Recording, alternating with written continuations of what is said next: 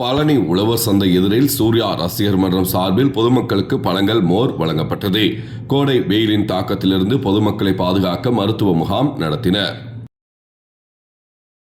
திண்டுக்கல் மாவட்டம் பழனியில் சூர்யா ரசிகர் மன்றம் சார்பில் ஞாயிற்றுக்கிழமை காலை 11:30 மணி அளவில் தண்ணீர் பந்தல் திறக்கப்பட்டது.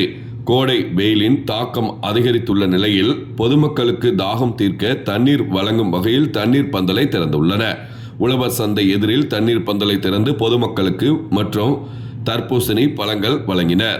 தொடர்ந்து மருத்துவ முகாம் நடத்தி பொதுமக்களுக்கு சர்க்கரை நோய் பரிசோதனை, இரத்த அழுத்த பரிசோதனை, கண் பரிசோதனை செய்து மருத்துவ ஆலோசனைகளையும் வழங்கினர்.